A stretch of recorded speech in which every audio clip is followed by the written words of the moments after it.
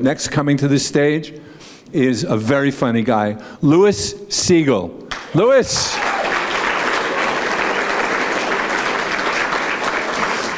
Break a leg. Thank you.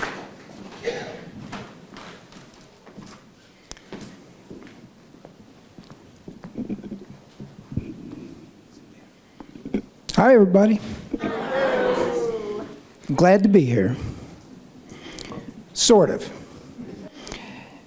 Normally, I try to avoid people, especially crowds. In fact, I'll see you guys later. Had a bunch of noisy siblings growing up. I was kind of introverted, so I spent a lot of time outside. I'm still pretty much the same, but now I have a bunch of grandkids, very energetic. When they come visit, I have to cut out all distractions. Turn off my phone, get outside. My favorite thing to do when they come is to take a drive up to the mountains for a hike. Might even bring a couple of them with me sometime. As an introverted kid growing up in a big household, I got overlooked a lot. And it made it easy to get away with things. By the time I was a teenager, I was pushing the limits everywhere I could. Once I went to the drive-in movie with a couple of friends. One of them hid in the trunk so he wouldn't have to pay. I walked in through the exit. Just inside the fence, I noticed a motorcycle cop to the left, and his headlight was beaming right across my path. I could have turned around, but I didn't. I figured he'd think, who would be stupid enough to do this without a ticket? And let me go. A minute later, I was on the back of his bike.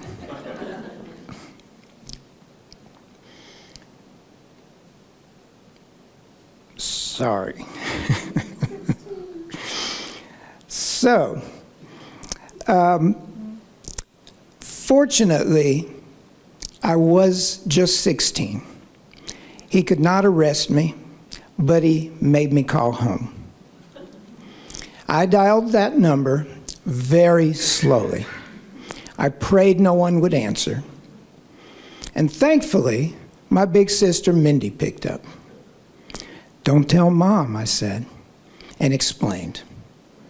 "I'm on my way. Don't worry." Minutes later, I see Mindy's purple Dodge Charger coming up. I gave a quick thumbs up to my friends who had been watching all this from a distance. Hurried to the passenger side of the car as the cop followed behind me. Opened the door, plopped down, right on Mom's lap.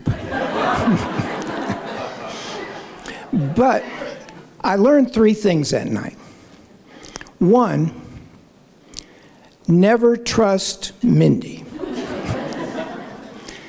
2, next time, hide in the trunk. And 3rd, most important, never trust Mindy.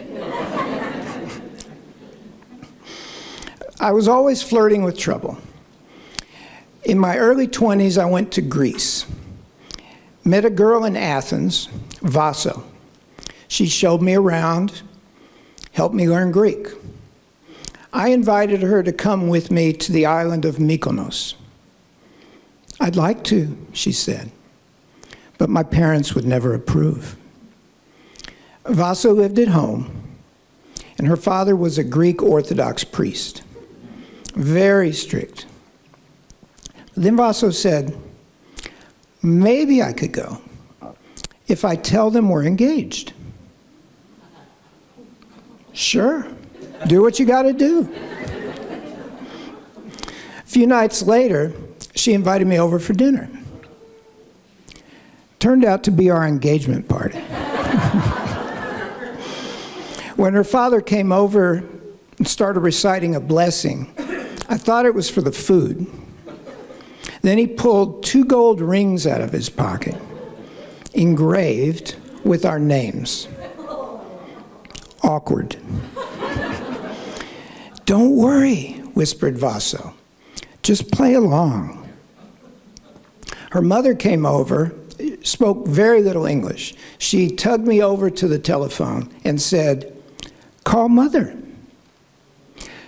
No. Many drachmas." She pointed at the phone. "Call." I dialed that number very slowly. Prayed no one would answer. Especially prayed Mindy wouldn't answer. When my mom picked up, I explained. "Don't you hurt that poor girl," she said. "It's okay, Mom, don't worry. This was Vaso's idea." Well, the next day, Vaso's parents insisted that I check out of my hotel and move in with the family.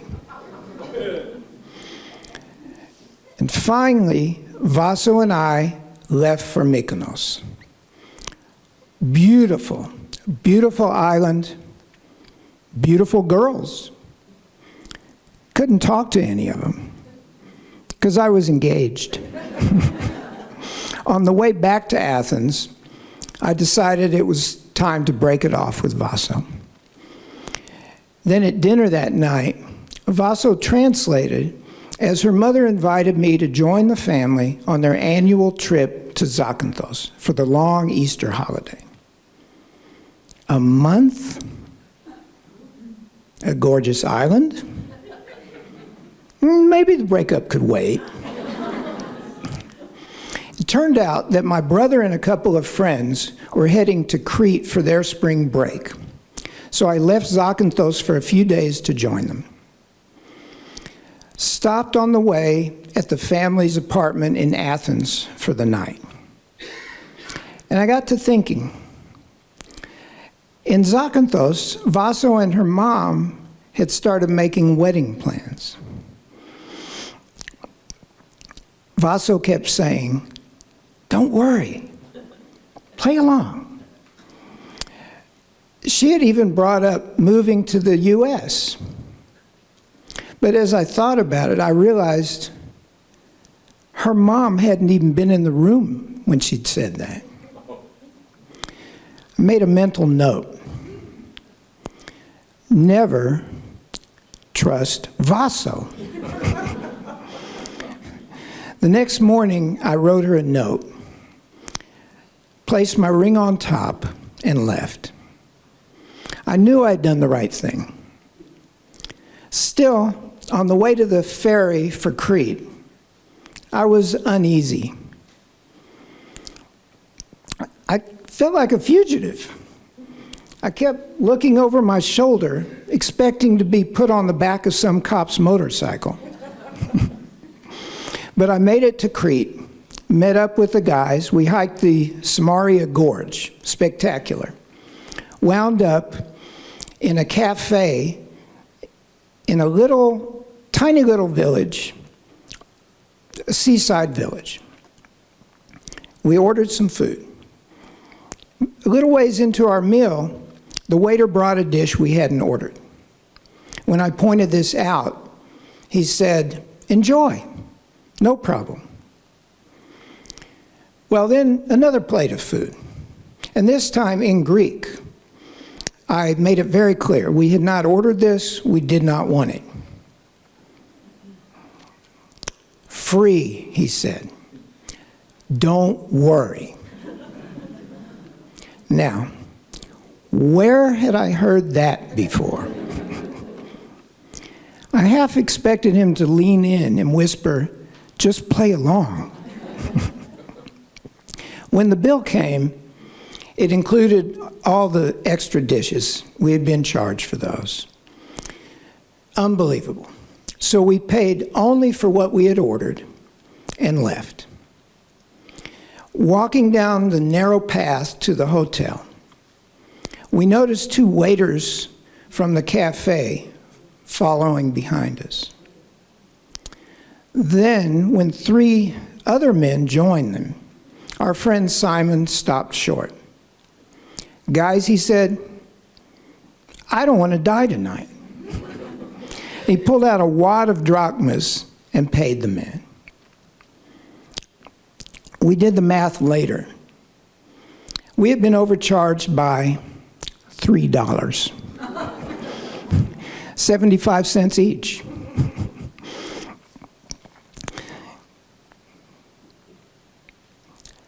Well, the name of that village, and I'm checking my notes because I want to get the pronunciation just right. Sofukia. Seriously. Look it up. Thank you.